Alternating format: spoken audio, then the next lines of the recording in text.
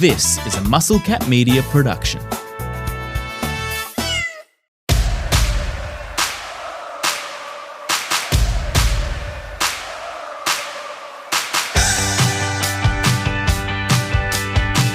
Welcome to Baseball Expats. It's the Xbots. It's Eric Ballnar and Spoon, Reese Columbus, Spoon. Great to have you with us. Don't forget to like and subscribe to this podcast wherever you're listening to. Really easy to do it. We'll give you time right now. Just go there and click it. Should we just count to 3? Yeah, perfect. In that time, you should have liked and subscribed to this podcast. Today's a pretty simple one. I'm going to try to make you some money while talking a little bit about baseball. And to be totally honest, Spoon has been hot, although hit a little mini slump on Friday. Spoon, before I bring you in, I just want to do a quick recap. If you listened to our show on Monday last week, 1 week ago, you would have netted almost 4 units, 3.85 units just on that one show. Going back 3 weeks, we're up over 10 units. Now, if you bet through Bet365 with our tips that we had, you would have been up 3.65 units from our tips that would have come through. If you didn't, you're just up half a unit, which you're still in the positive. You didn't lose anything. Like we always say, if you get 2 of our 4 tips, you're making money on it, or you're at least breaking even. That's exactly that happened.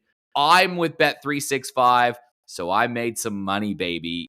Even though the last game of our leg, the Yankees and Marlins, I don't know what you call what we watched. Spoon, walk us through what the tip was and what on earth happened. So for those who weren't playing along with us over the weekend, we had Rodon, 7 or more strikeouts, Yankees win, player performance double, one of my favorite markets all year, at around the 320 mark or something like that, I think. He was perfect for the first 3, and then he had a no-hitter going for a while. I think he ended on 9 strikeouts, and the win kind of never looked in doubt for the Yankees for most of it. I think they were up by 6-2 or something at one point. They're up 6-1. 6-1 because Bet365 pays out even on multis. Even if you have, so I had Rodon 7+ strikeouts and the Yankees win. So as soon as the Yankees went up by 5, I got a ticked box on that leg on my app. And then Rodon kept striking guys out as soon as he struck out 7 more. It was done. It was paid out. The game was over, which I think is a nice feature of Bet365 and why I like to stick with them when I can because of that. And stuff like in case things get crazy. Yeah. And I mean, how often is that going to happen, right? But it definitely happened on the weekend because they just kind of kept chipping away the fish, and the fish, they've been a pretty fun team, and one team that maybe if they started their run a couple of weeks earlier wouldn't have sold the players they necessarily did. But what was really interesting was they came all the way back and I think took a lead that was 10-9, and it kind of felt like, okay, this is over. Yankees fought back, took a 10-10 tie, then actually took the lead again. The way that the collapse happened for the Yankees was all the guys who were brought in to fix it. Like David Bednar as a closer in Pittsburgh for the last couple of years had barely ever surrendered a late run. I think he gave up 4. Camilo Doval gave up 3 runs or something like that.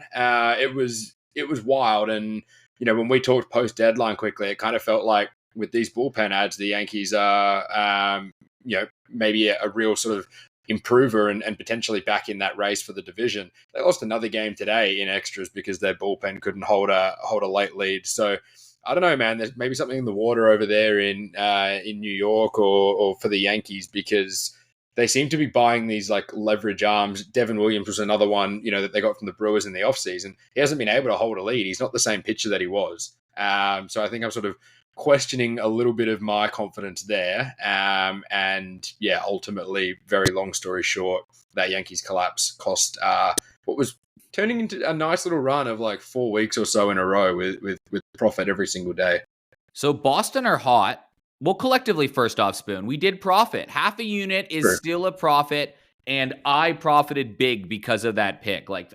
I'm stoked through 4 picks coming away with 365 as the net profit, and it's over 7. It's close to 8 units from the last 2 shows, just from what I have laid on this. So even if we go 0 for 4 on our picks today, I'm still up 4.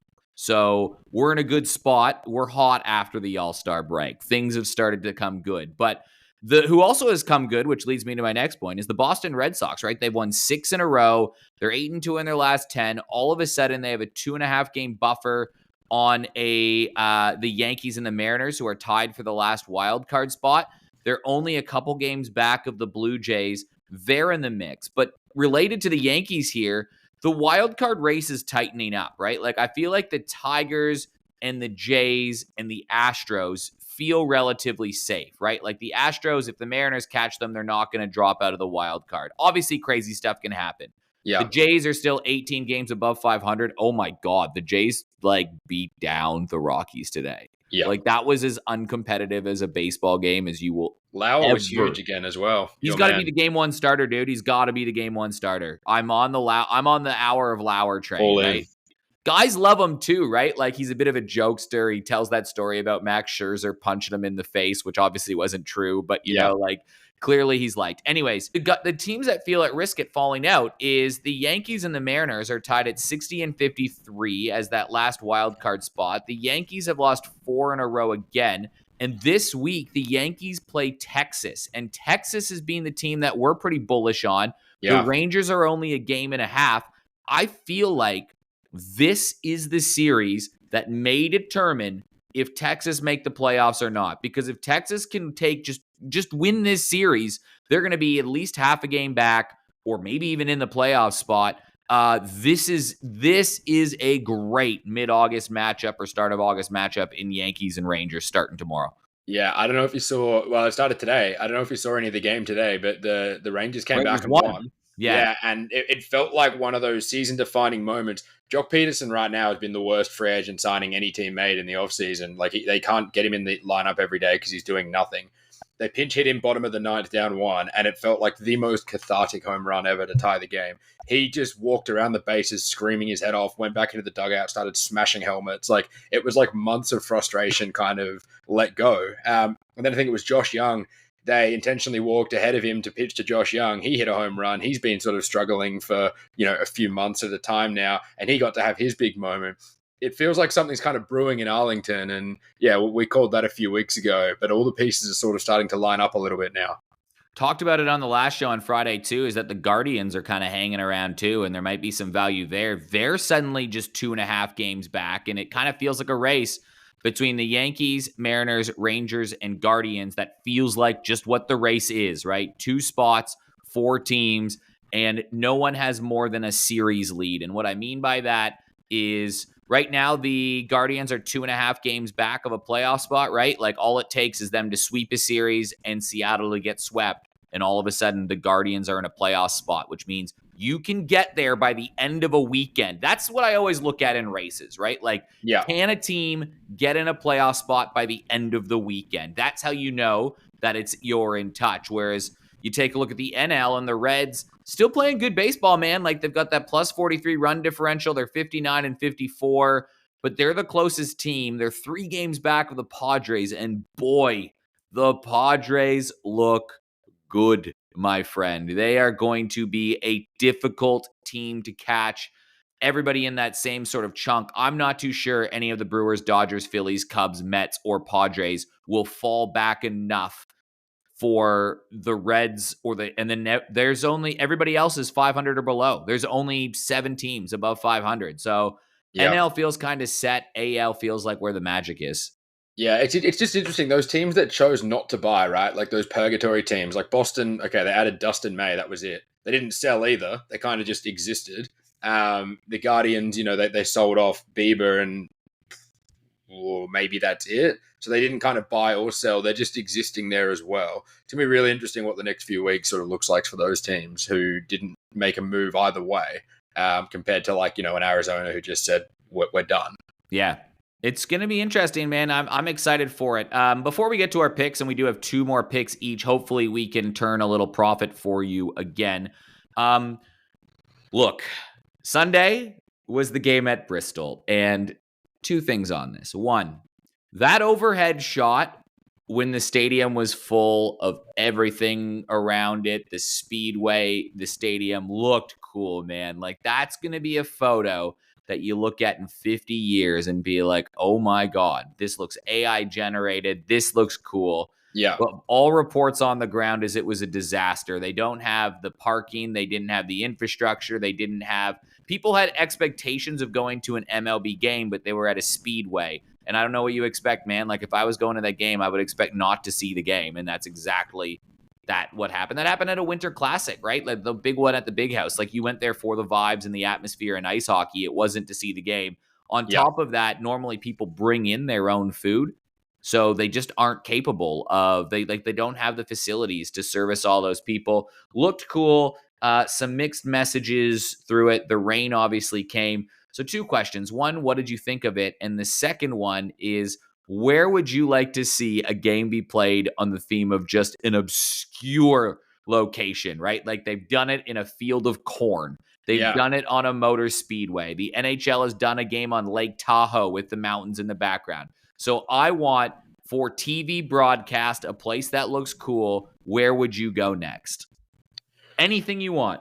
As someone who plays a fair bit of MLB The Show every year on PlayStation, I love going and playing those old grounds with like wacky dimensions. I'm pretty sure it's burnt down, but if we could get a game at the old Polo Grounds where it's like 550 feet to dead center, but like 200 feet left and right, I just feel like it would be so fun to actually watch the best of the best do that. Like get me Byron Buxton patrolling center field where he's actually got like his own little kind of postcode up top that he's got to cover. And just watching how teams would sort of strategize for that. I know, when you and I used to play together, we made a couple of trips down to Golden Grove. Their second diamond, that right field kind of tree line is maybe 10 meters past first base. So you just, you watch the other team set up, the home team, and you figure out how they want to play the defense. They pretty much say, we don't have a right fielder because, if it's going to get through, it's just a ground rule double anyway. So we kind of rolled with, 2 center fields and a left field. Watching those kind of weird setups, it's already the best thing about baseball, I think, is how different all the grounds are. I want to get really weird with the dimensions, and I think something like a recreated Polo Grounds could help with that. Yeah, I agree, but you know what I think I would love to say on the theme of, I thought you were kind of joking at first, but I actually wasn't joking when you said the words Golden Grove Diamond 2. I actually think that it would be so cool for the MLB just to show up at a park. Now, I'm not talking the throw down bases or whatever, but you see a few of them in Australia, they have the infield cut out, but you're basically in a community park or something like that. Think if you were to Google, let me see if you can find it on Google right now. If you were to Google Christie Pitts in Toronto, just chuck that into Google right now. Christie as in Christie. Christie Pitts, Toronto. Yeah. Do you see the baseball field there? Yeah. Yeah, so basically it's like a park. It's free to go to. There's a little bit of a hill around it. It would be really cool if it was just a free community game and then all of a sudden they were just oh, the Blue Jays and the Orioles are playing here today. I love those things in the NHL. What about a Central Park Subway Series? Central Park Subway Series would be amazing. Next to the zoo, that would be... Dude, and you could probably build some good pop-up stands, but you'd have a fan fest around it before. A Fenway, it would never happen. A Subway Park or Subway Series at Central Park would never happen. I get there's too much money involved, but if we're talking pie-in-the-sky places, give me that. You have modified the idea to be something better, my good friend. Central Park Subway Series would be elite. Soto just hitting one into an office building, right? Just into some financial investment firm's 47th floor. You'd have to play it on a Thursday afternoon as well at 1 p.m. It would have to just be oh, what's happening in the day? Just Yankees and Mets are playing over at Central Park. That would be sick. I would love that. $500 just to get into the park. Free, man. Make it free. But if you made it free, everybody would come. But I think that would be cool, man. Have those concert kind of setups and the vibe. Christmas carols. Yeah, exactly that kind of vibe. Anyways, we do have some picks. I've got 2 of them. I'm assuming you have 2 of them. I'm hot right now. I was 2 for 2. You were 0 for 2 with an asterisk because you were 1 for 2 with an asterisk as well if you were on 365. Your Cade Horton pick wasn't far off in the logic, so I was cool with it. He dominated. He looked great. just didn't get the strikeouts, but you said that he would dominate and to get on him versus the Cubs, and he did dominate. He just didn't have the strikeouts, so I was okay with that logic. I'm okay if we lose and we have the logic there, but Yankees winning, they were up by 5, and Rodon had 9 strikeouts, and then something crazy happened. So I'm not too worried about this. It's like you hit hard ground. You hit line shots right to the left fielder. Like, it was cool. Expected batting average of like 800, right? Yeah, correct. So do you want me to start or you to start? I went first last time, and this is the chaos that ensued. So I think you should go back to lead off, and let's see what we can do. Well, I'm going to start then with, let's go with what I am looking forward to watching tomorrow, and that is one of the hottest teams in baseball. They've won 3 games in a row. They're now climbing back towards 500. They were 8 sunk there. We're looking at the Arizona Diamondbacks versus the San Diego Padres. Now, I am taking the Diamondbacks at 220 on the nose tomorrow. I really like the value that you get in this game. The Diamondbacks are playing well, but they're kind of playing free, and maybe you can comment on that. But mainly I'm looking at it because the expected starter right now is Yu Darvish on the San Diego Padres, and the markets are giving too much respect to Yu Darvish right now. Do I think he'll come good? Yeah, I do think he'll come good. I'm hoping it's not this game because I'm going to bet against him. But he has a 6.46 ERA. He's not striking out a lot of dudes. He's walking like 3.5 per 9 innings at last check. So the Padres bullpen is pretty good, but I feel like this is a game where the Diamondbacks, who still have a pretty good offense, are going to be able to get on them and get on them early. And I also like the Diamondbacks matchup because Ryan Nelson has been pitching really, really well, right? He's got a low 3s ERA, less than a home run a game. So they're still scoring at a decent pace. The Diamondbacks, I just don't think Darvish is pitching that well. Maybe this is his get good start, but until he has that get good start, I'm going to be monitoring when he's pitching because I think you get good value. So when I'm making 4 plays, most of them, not all of them, will be over double money, and we just need 2 to hit. I kind of like the value at 220 at the Diamondbacks just on the nose tomorrow. Yeah, I think you touched on some really good points there. The Darvish one's really interesting. I saw an interview he did after his last start against the Mets, and he said he's changed his arm slot to what it was at the start of his career to see if that's going to improve things. So again, it's still, like you said, very much wait and see. And I think tomorrow is going to be a good test of that because even though, Gino and Naylor have moved on from this team, they were kind of pretty high strikeout guys, and the D-backs are a top 5 team in strikeout prevention. So they're still going to be pesky. You've still got Ketel Marte, Corbin Carroll, like all-stars there. And that team put on, I think, 6 or 7 runs today in a win. You also touched on Ryan Nelson. It's funny.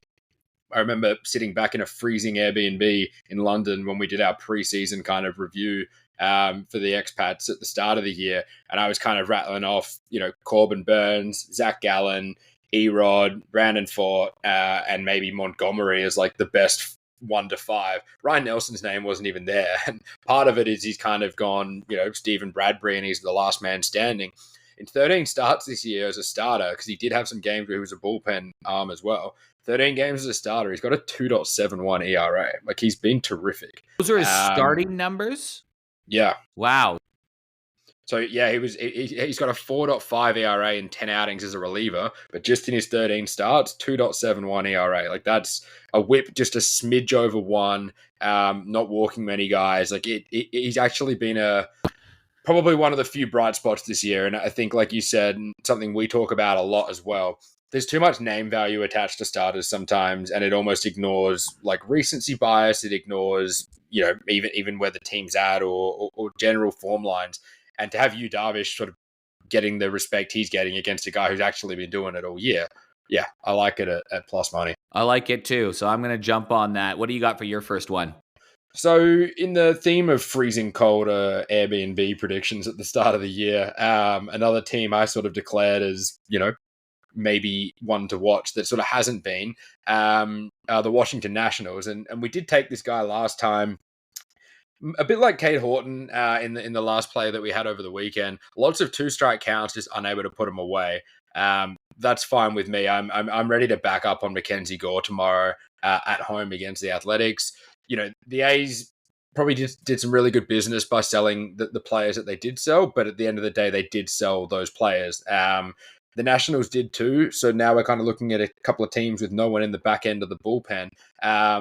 But it's a good thing that for me, Mackenzie Gore's having a much better sort of season and is more consistent, I think, than Severino. Mackenzie Gore, 7 strikeouts, and the Nationals to win at $2.60 just looks like a bet that I have to have something on, given how many outings Mackenzie Gore has consistently given 7 or more strikeouts this year. He's been better at home. You know, the Athletics are kind of striking out at a middling sort of rate, but that rate jumps much higher when they are on the road like they are tomorrow. So, yeah, sticking with our theme of sort of finding those plus money prices and acknowledging that the PPDs outside of the road on sort of slip up have been quite hot for us lately. I think 260 is a nice way to play. Gore 7+ and the Nats to win at 260. I like it. I'm going with a little combo play as well. A multi, if you will, a same game multi, I suppose. And I'm looking at the Phillies and the Orioles.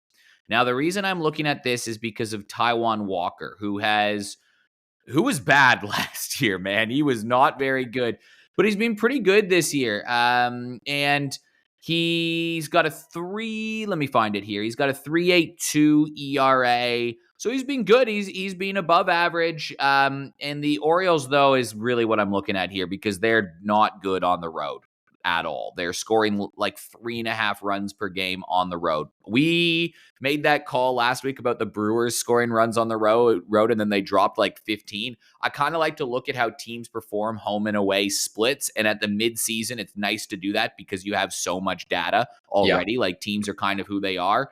Dean Kramer, he's got a 4.24 ERA. He's been pretty good. But Taijuan Walker, though, has been really, really hot lately. If you take a look at his splits, he hasn't allowed an earned run in his last 2 starts. So you've got a decent starter in Kramer, who I don't think is going to blow up. You've got a good starter in Taijuan Walker, who I don't think is going to blow up, and an Orioles lineup that doesn't seem to score. So it feels like a good bet as any to say a 9.5 line as the over and under seemed way too high for me.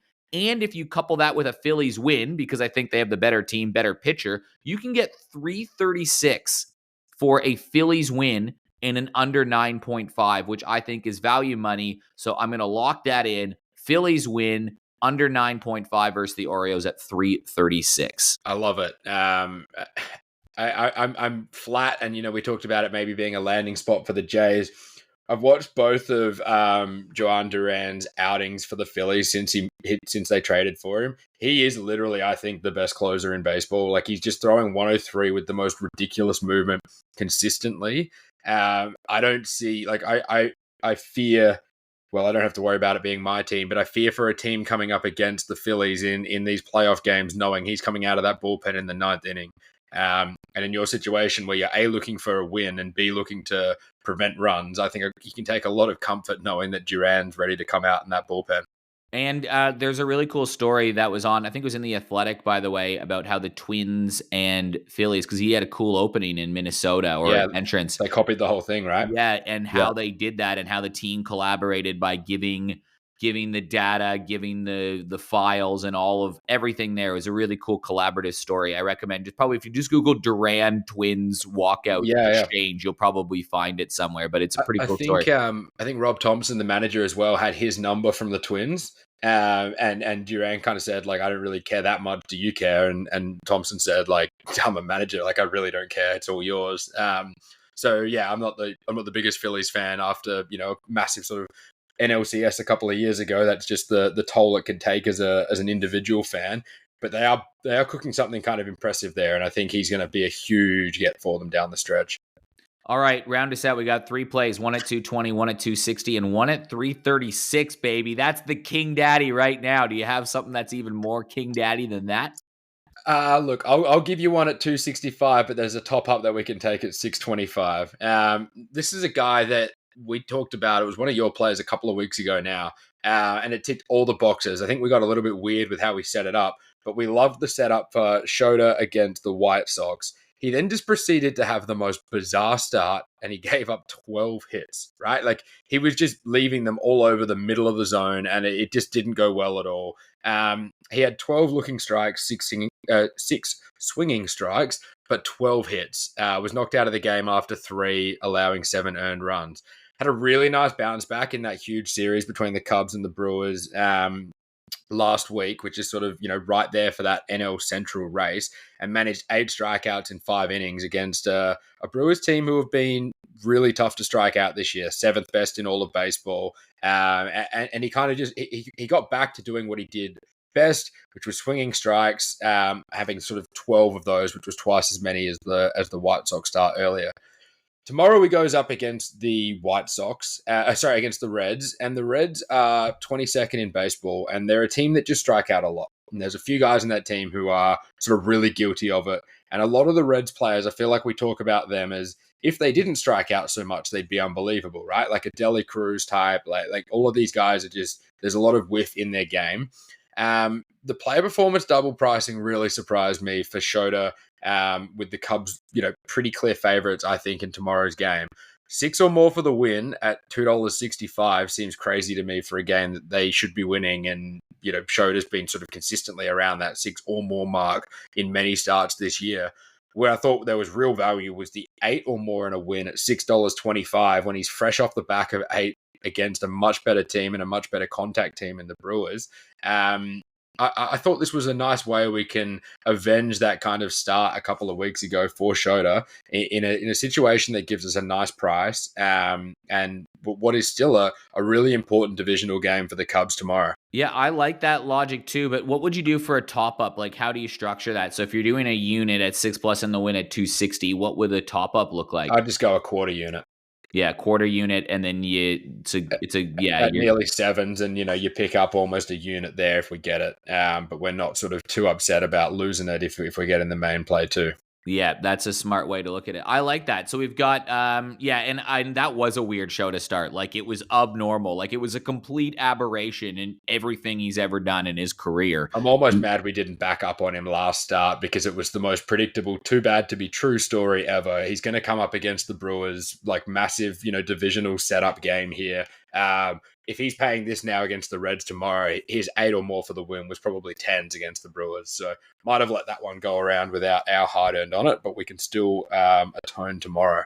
That's a big series for the Reds. They have such a tough schedule, but they are staying afloat. But the problem is teams are just racing ahead. All right, all 3 of us will be back on Friday. Me, you, and Rollsy. I cannot wait for that. Spoon, you got to come up with some question for us again. I want to build another team. Oh, yeah, I've got some ideas. You can go back and listen to those. We've built a team so far with players who ended with Z and a team of current players who are switch hitters. The third one will come on Friday. Those are our picks for you. We're up almost 8 units if you've used 365 over the last bit. Let's hope we increase that to double digits this week. If we hit 2 of these 4, Diamondbacks defeat Padres at 220. Gore 7+, and Nats win at 260. Phillies win an under 9.5 total in the game at 336, and a Shoto win with 6+ strikeouts at, what was the last one? 260? 265, yeah. 265. We will be laughing on Friday. So, Spoon, thanks for joining me. Looking forward to it already.